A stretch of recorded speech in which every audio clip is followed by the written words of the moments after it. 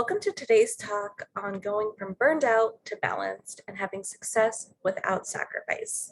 My name is Dr. Morgan Levy, and I am a licensed psychologist in Florida. So as a disclaimer, today's talk is for educational purposes only, and it is not therapy or a substitute for therapy. So in a professional world, it's really easy to get caught up in the pressure to perform and forget to take care of ourselves. This could lead to us feeling depressed, anxious, overwhelmed, and burnt out. So there's a lot of reasons why you might have chosen to watch this talk. You might feel burned out and you love your job, but you're exhausted. Or you might feel unfulfilled in other areas of your life and you're looking to make some changes. You might also just be frustrated with the societal expectations on you to just work.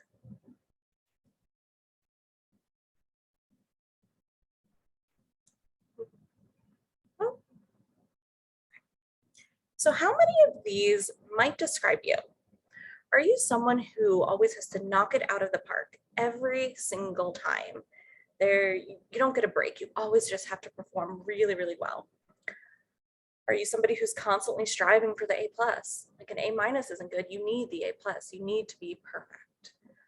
Are you somebody that's typically the leader of group projects? Or maybe when you were younger in school, you were the one who took charge and maybe did everybody else's work for them because you know that it needed to get done and it needed to get done right.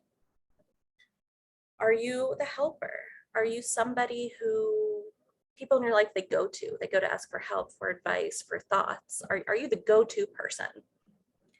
Or do you feel like you're a high achiever? You always just have to achieve, perform, and do really well. And so a lot of these traits are really amazing and they help you to succeed in life. But at what expense? And are they overtaking your life? So what about these? Do you feel maybe overwhelmed and at your limit? Do you feel like maybe sometimes you're a procrastinator because it's easier to avoid doing something rather than doing something and making a mistake or not doing it perfectly? Do you feel exhausted physically and emotionally? Like maybe you want to cry, you can't sleep, you're getting headaches, muscle tension, stress, you just can't catch a break. Do you feel like maybe you're always afraid of failure, that you're just going to keep messing up and you need to just keep working, performing so that you don't fail? What about feeling like an imposter?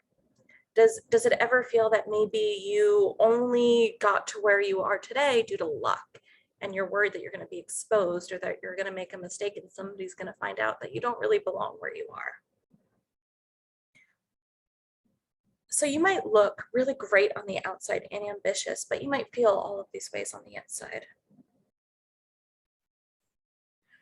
So imagine feeling confident about your role at work, your ability to thrive and communicate at home and outside of work without second guessing yourself or sacrificing your profession or your success, your achievements, or your professional identity.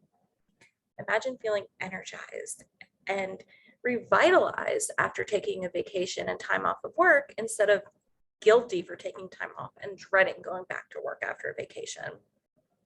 Imagine feeling balanced and having the time to foster your relationships outside of work, some hobbies, and being able to skillfully slow down and really enjoy all aspects of your life and feeling fulfilled. And imagine being able to make decisions without always worrying that you're going to make the wrong decision or make a mistake, just feeling really confident. So I like to call that feeling optimized. And that means that you feel fulfilled and content, and that not just your work is full of meaning, but your life beyond work, beyond the workplace is full of meaning. So how do we get there? So today I'm going to teach you 3 strategies to break free from the pressure to perform and to embrace other aspects of your life beyond the workplace without sacrificing your professional success, but rather enhancing it. So basically 3 strategies to battle burnout and create sustainable balance. But do you ever feel guilty or think it's wrong to take care of yourself because it might be considered selfish, or that there's no time, or that it's more important for you to make others happy. This is what we're typically taught by society. And sometimes even our home environments, we get those messages. And I want to show you there's a different way, because you can have both. Your success and your achievements don't have to come at the expense of you living a fulfilled and enriching life. So my mission is to help high achievers and professionals realize that they could have success in all areas of their life without a sacrifice. So you ready to learn how? So here's what we're going to cover today. We're going to cover the shoulds, being good enough, and the stop technique. All of these strategies are actionable and tangible and are strategies that today you could leave and start practicing and implementing in your life. So these are some of the most common patterns and mindset patterns that I've noticed in clients that I've worked with. And these mindset issues, we're going to dig deep and get to the root of them so that you can begin making long-lasting change. Sometimes you might feel like you just need to read a self-help book or meditate or do yoga or exercise, and all of those things are great, but they don't necessarily get to the root of the issue. And these are just 3 of the strategies that you can start using to get to the root of the issue of your burnout, so that you could start having a fulfilling life and making the changes that you need to feel less overwhelmed. All of these strategies are research-backed and evidence-based. So they've been shown to help improve our psychological well-being and our emotional well-being. So who am I? So my name is Dr. Morgan Levy. I'm a licensed psychologist in Florida and an executive coach. I received my PhD in clinical psychology from NSU. And to model a little bit of having an identity beyond my profession, I am also a proud dog mom to a dog who loves to climb trees and a proud nerd. I love science fiction, fantasy, movies, books, all of that. And if you could see, that picture is me with the TARDIS from Doctor Who at a Florida SuperCon a few years ago. It was lots of fun. So I encourage you to think about who you are beyond your profession and your career identity. Like, what else are you? How would you describe yourself? All right. So if there's one message that you got from today and you leave here just remembering, it's that you can have a meaningful, fulfilling life and still achieve success in the workplace. So let's get started. So if you were able to download the workbook, you could turn to the page where we have these strategies. So the first strategy that we're going to talk about is stop shoulding on yourself. If you're always thinking in terms of what should be said or done, then you're likely ignoring what you want and what you need and what you truly like. So should statements are where you attach yourself to a certain outcome or expectation about how things should be. For example, you might think, I should be better at this by now. I should have gotten this done sooner. I shouldn't have procrastinated. It could also look like saying yes to everything or being a people pleaser. Like, I shouldn't disappoint others. I should be the fixer. I should help somebody when they ask me for help. Do any of these sound familiar to you? Take a second and think about it. And if you need to pause the video to come up with some examples, go ahead and do so. I want you to think about the last time you might have thought or said to yourself, like, you should have done this. And think about in what ways shoulding on yourself, I know it's cheesy therapist humor, could help you. Think about in some ways that it doesn't. So research shows that just by simply reframing the way that we speak to ourselves, we feel a lot better. And it might seem, kind of weird or too simple, but the reality is the research shows that it works. So when we think about something as a should, it's more of an external expectation. It could be from society, parents, whatever. We might think that we should do something because otherwise we're doing something wrong. We're making a mistake. We're messing up because of what everybody else on the outside might think. But if we change it to what we would like to do, what we would want to do, or what we would need to do, it becomes more of an internal motivator because it's coming from within us. So instead of saying, I shouldn't have procrastinated, you could reframe that to, I need to get things done on time so I don't feel overwhelmed. for more of what you want rather than making a mistake and a failure from the outside. I want you to notice if there's any obstacles coming up for you about this concept, and you can jot them down and email me and let me know what you think.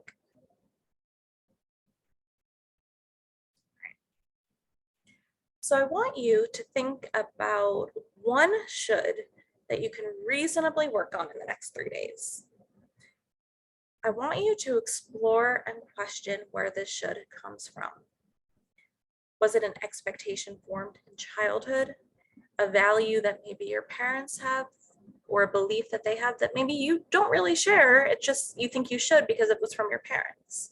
Is it from your boss, a teacher, your partner? And I want you to reframe it with, I would like to, or I would need to, or I want to. Have it come from within you, and then practice that.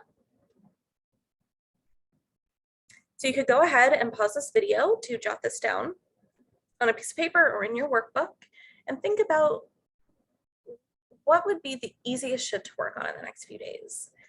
So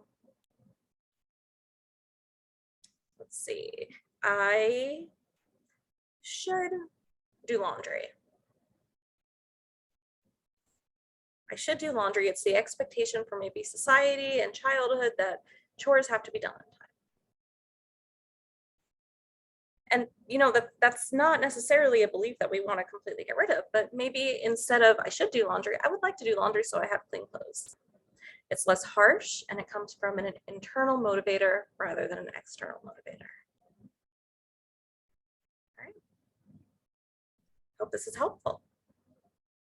All right, when you go ahead and completed your workbook with this page, we could go ahead and now go to strategy number 2. Being good enough and not perfect. So striving for excellence is not inherently bad. In fact, it can be an extremely useful trait that likely led to your success. And if you're constantly chasing perfection, which doesn't exist, by the way, you'll inevitably get burned out and blame yourself for not being able to achieve it. So what it looks like to maybe have perfectionistic traits is having impossible to meet standards for yourself and for others, being on an endless cycle of feeling overwhelmed and exhausted because you're always trying to achieve perfection, which doesn't exist. And it might also look like procrastination, because it's easier to procrastinate something than to attempt it and have it not be perfect and deal with that fear of failure or fear of making a mistake. So we don't want to necessarily get rid of perfectionistic traits because they are likely really helpful. We want to adjust them so that it doesn't lead to you feeling burned out in all areas of your life. You know, perfectionism helps you achieve highly in your career and move up the ranking. And so we don't want to all of a sudden just be like, okay, I can make mistakes, that's fine. We want to look and see what areas we maybe need to have some higher standards and which ones we can lessen. Because sometimes when we start having these really high standards at work, they start showing up everywhere, in relationships, in hobbies, and then nothing is enjoyable anymore because all we're thinking about is perfection in every area. So what I want you to start doing is see if there's some areas where you can be good enough and not perfect, because good enough is still succeeding and getting what you need to do. So this perspective can help transform your expectations from being impossible to actually achievable. If you're always performing way up here, you don't know how much less you can perform and still get the A, still succeed and get what you need. You might be working and exhausting yourself 10,000 times harder than you need to. And I want to point out that perfectionism is different than mastery striving. So perfectionism, you don't have satisfaction because you're always looking for the next thing. And so you don't feel that reward of success. You always are having really high expectations for yourself. You might not be so organized. You might just have a mess everywhere because you can't keep up because you're exhausted. You might focus on your flaws rather than your successes. Mastery striving is healthier than perfection. You feel satisfied when you achieve things. You feel rewarded, and you're able to alter expectations based on feedback rather than just feeling like a failure. Mastery striving is if you have mastery striving, you're more driven by the optimism of success rather than driven because you don't want to fail, which comes up with perfectionism.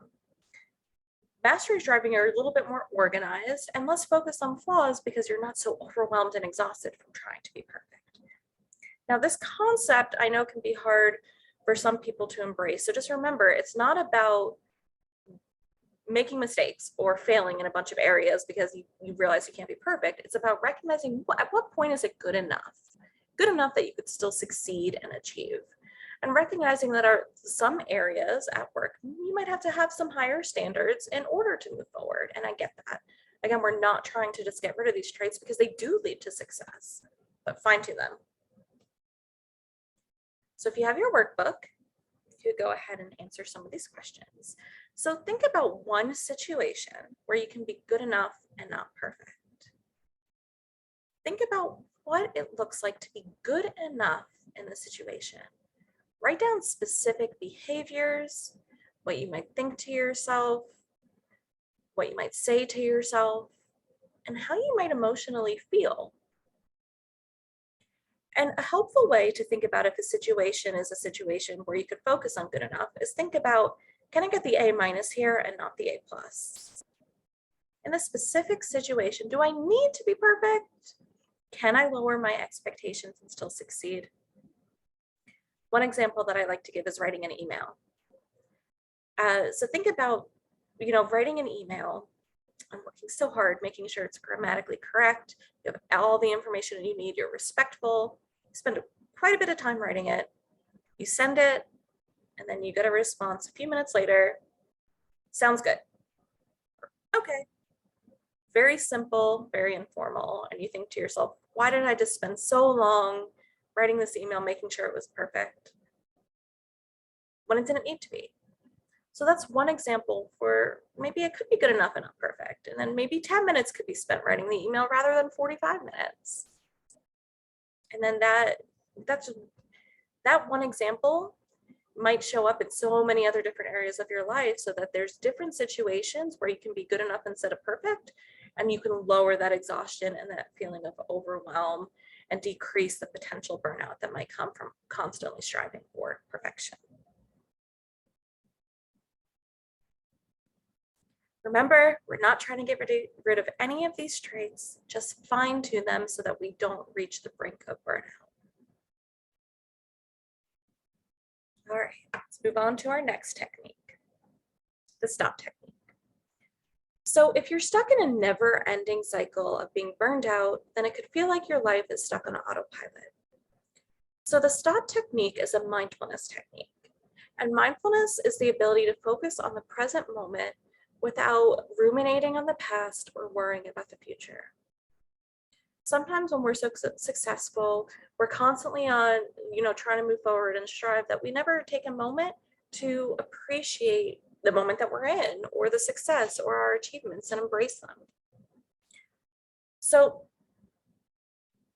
research shows that mindfulness helps reduce the symptoms of burnout, and becoming a more mindful person helps reduce the symptoms of burnout, stress, anxiety. And the more that we practice mindfulness, the more we can embody it in all areas of our life. Now, there's so many different ways to practice mindfulness, but the one that I'm going to teach you today is the stop technique.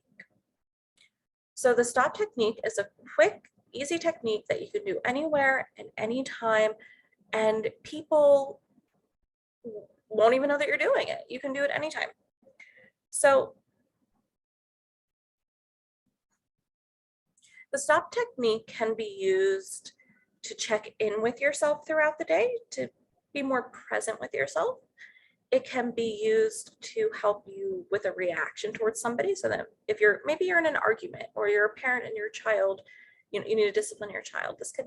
Practicing this technique just for 20 seconds can help you be less reactive and less likely to regret what you might do moving forward. So I recommend practicing it to learn about yourself and what you're feeling, and also in situations to be more aware of what's going on around you. Because remember, the goal is to become a more mindful person, and this is just one way to start doing it. So let me tell you a little bit about some of the techniques of being a mindful person. So some of the characteristics. So one is being aware. So we're paying more attention to the things in our life. So the idea here is to get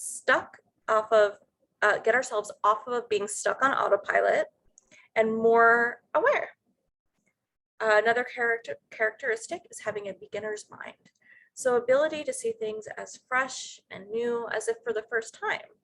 So think about how a young child might approach their world with curiosity and eagerness. It's more exciting and more enjoyable. Mindful people tend to have more of that trait. Non-judgment.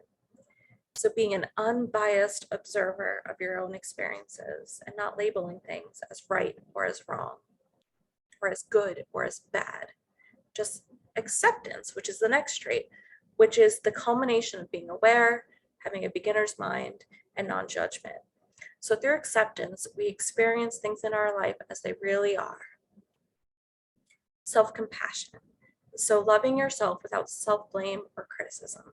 And as you go on and practice mindfulness more, that might come more naturally to you. It's not so easy at first. And then non-striving. Non-striving is not trying to get away from where you are. So not constantly looking forward to the next thing, being able to focus on the moment. So practicing this will help you become more mindful over time. And I want to point out that it's totally normal to get distracted. And a lot of times people don't practice mindfulness because they feel like they're not doing it right. It might feel kind of silly, or they're distracted. All of that is normal. When you notice that you're thinking that, just say, okay, I thought that, let me go back and practice again. And you might only be able to practice for a few seconds before you get distracted again, and that's okay. Recognize it and go back. No judgment. Mindfulness takes time and practice. So with the stop technique, I want you to stop whatever you're doing, just take a few moments to pause. And remember, you can do this just to check in with yourself or in a situation with somebody. Then you're going to take a breath or two. Then you're going to observe. You're going to notice what's happening within you and around you. Pay attention to your senses. This increases awareness of what you want and what you need. And then you're going to proceed, because now that you've taken a few moments to pause, you can decide how you would like to move forward. Remember, you can do this without anyone even noticing. You don't have to worry about calling attention to yourself or being uncomfortable in a public place. Simply say the stop technique in your head. And this can help us with not reacting in a way that we might later regret. This technique can be used in a variety of situations, and it's a reminder to put the brakes on when you get riled up emotionally. So it can be used to help you prevent you from acting in a way you would regret in others, and help prevent you from overreacting in a stressful situation. It can also just be used periodically throughout the day to check in with ourselves. So I want you to go ahead and practice. So you can either pause this video and do it on your own, or I'll guide you through it. So I want you to stop. Take a deep breath or two. Now I want you to observe. What does it look like around you? Are you inside or outside somewhere? What do you see? What do you hear? What do you taste? What do you smell? What do you physically feel? It might be whatever clothes you're wearing. You might be sitting on a chair or laying down. What does that physically feel like?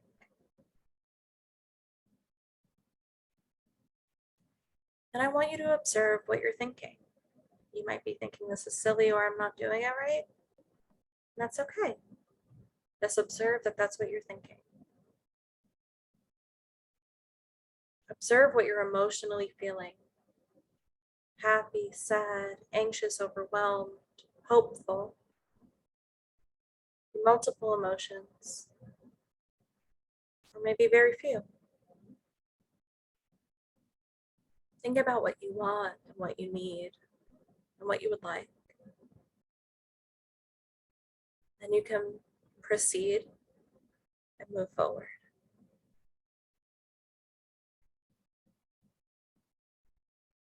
All right. So in your workbook, jot down a time in the last week where the stop technique could have been helpful for you. When you practice, I want you to jot down your observations. And think about some ways that you can remind yourself to practice the stop technique. Some helpful tips are to set an alarm or find a consistent time to practice this technique every day. And remember, it's okay to just practice even for a minute. If you find it difficult to get into this habit, I recommend practicing it when you're calm, because it's a lot easier to practice it when you're calm than when you're already overwhelmed and burnt out. And then over time, it might be easier to do it in those situations where that might feel more chaotic to you. So practicing this technique can help you become more aware of what you're feeling to prevent yourself from being burnt out. And it could also help you find more meaning and fulfillment in your life because you're able to embrace the moment and enjoy your success. All right. So today we covered the shoulds and how to go from saying I should to I need, or I want, or I would like to. We covered being good enough and not perfect, because perfect can exist in every area of our life. And we discussed the stop technique, how to be present in the moment so we can actually enjoy our achievements and success without always thinking about the future. I want you to think about what technique works for you. Which one do you want to start practicing first? Because it's a lot easier to pick one and practice it before moving on to the others or trying them all at the same time. Remind yourself that it does take practice. Nothing comes overnight. And sometimes we've spent years building up these not so helpful habits. So it's not going to be that quick to break them. So be patient with yourself. Don't judge yourself. Give yourself time to practice. Set up a routine. I would love for you to go ahead and email me with which technique you found the most helpful and which one you want to start practicing. So you could go ahead and email me there, and there's my contact information. And it's not practice makes perfect, but practice makes good enough. I hope you found this talk helpful. Please feel free to share it with somebody if you think that they might find it helpful. And email me with any thoughts or questions, and let me know which technique you found the most helpful and which one you want to practice more. All right. Take care.